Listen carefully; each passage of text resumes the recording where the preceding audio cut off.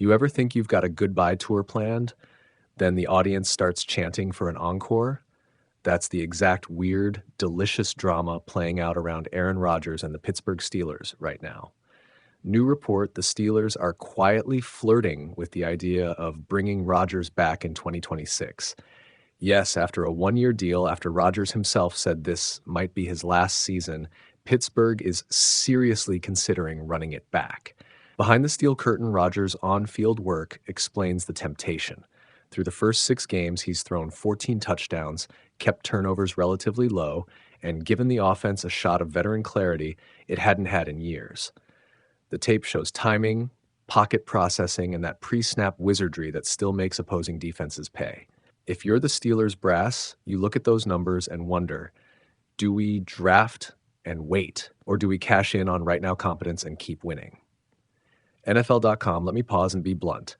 This is a classic split between short-term hunger and long-term planning. On one side, Rodgers. He's a 4-time MVP, still throwing dimes, still making defenses uncomfortable. On the other side, the future quarterback, the draft pick you spend years developing. Keep Rodgers and you maximize 2026's win-now window. Draft a QB and you start the slow build toward 2027 and beyond. Both approaches are defensible. Both come with real costs. Here's why the Steelers' dilemma feels heavier than typical veteran or prospect debates. Rodgers publicly said in the offseason he was pretty sure 2025 would be his last season. That statement matters. Players rarely say that lightly. Yet, teams and players change their minds all the time when the feel, the locker room chemistry, and the results line up. The moment Rodgers keeps playing at a high level, every front office meeting about the 2026 draft gets an asterisk. ESPN.com, think about the draft calculus for a second. If the Steelers keep Rodgers, they can draft a quarterback later, let him sit, learn, and not be rushed into the fire. That's golden if you value development time.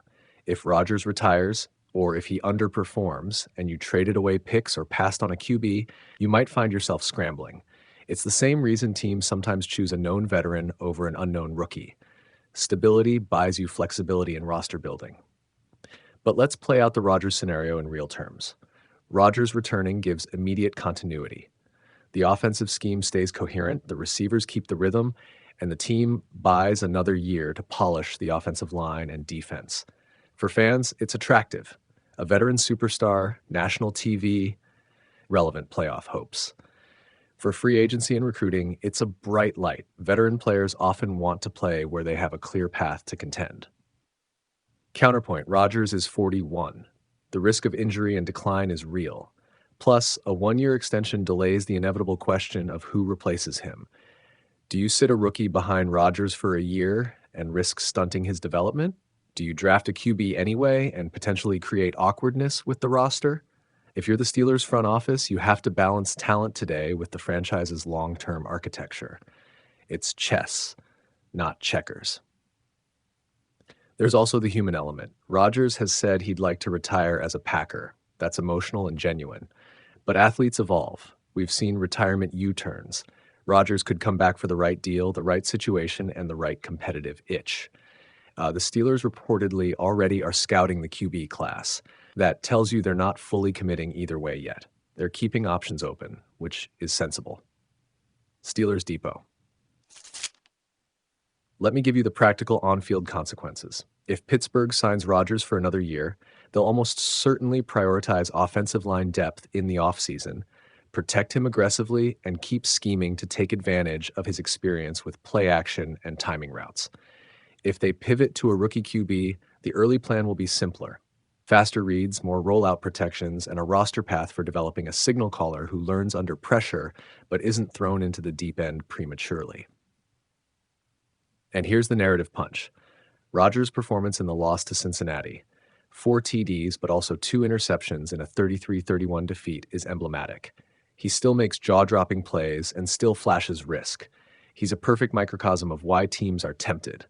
Massive upside, manageable downside. Until it isn't. If Rodgers keeps stacking high-level games, the play him again chorus grows louder every Sunday. If the mistakes pile up or the body shows wear, the argument swings back to drafting a youth movement. New York Post. So what should Pittsburgh actually do? My take. Keep scouting the draft aggressively. Meet with Rodgers' camp transparently. Make a decision that's aligned with the roster's long-term health. If Rodgers wants another year and the team can structure the cap and draft plan to not hamstring the future, then a one-year reunion is defensible. If not, draft and develop. Full stop. One last truth, this is also about culture.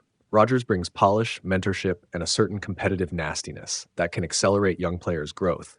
But mentoring works best when you have a succession plan, when a rookie gets reps and a clear path. Otherwise, you risk stagnation and resentment. The Steelers must avoid the trap of short-term charisma overriding long-term sustainability.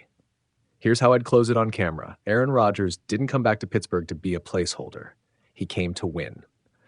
The Steelers, now smelling contention again, face a choice every contender knows intimately. Keep the veteran who gives you the best shot this season, or bet on the future and accept the growing pains. Either decision will define their 2026 headline and, quite possibly, whether this team stays in the conversation for years to come. If you want the tight takeaway, Rodgers gives Pittsburgh the best short-term chance at winning. The draft gives them the best long-term chance at stability. Both are right. The only wrong move is pretending you can have both without paying a price. Imagine signing a 41-year-old on a one-year deal and waking up in October with a real problem. He's playing like the franchise's best long-term option. That's where the Steelers find themselves after a report that Pittsburgh could rethink its 2026 quarterback plans and actually try to bring Aaron Rodgers back next season. ESPN.com, Rodgers hasn't just looked competent, he's been elite. Through 6 games, he's thrown for roughly 1,270 yards, 14 touchdowns, and 5 interceptions, and he's posted a passer rating well into the 100s. Those numbers matter because they're the clearest evidence that this isn't just a hot streak. The tape shows crisp timing, pocket feel, and fewer turnovers than you'd expect from a 40-something veteran getting reacquainted with a new team. So why does that force a decision? Teams usually build toward a franchise QB with draft capital and patience. The Steelers were expected to do just that in 2026. Scour the draft, find a long-term answer, and plan a handoff. Rodgers' play throws that blueprint into the air. Do you roll forward with a veteran who can win now? Or do you stick with a rookie timetable that might cost immediate wins? That's the trade-off. Keep Rodgers and you raise the team's floor. Draft a QB and you accept short-term pain for long-term upside. Steelers Depot. Don't mistake excitement for certainty. Rodgers has repeatedly said this was probably going to be his last season, and he's publicly flirted with retirement language, which complicates any long-term planning. He's also 41 and one bad injury away from erasing the entire calculus.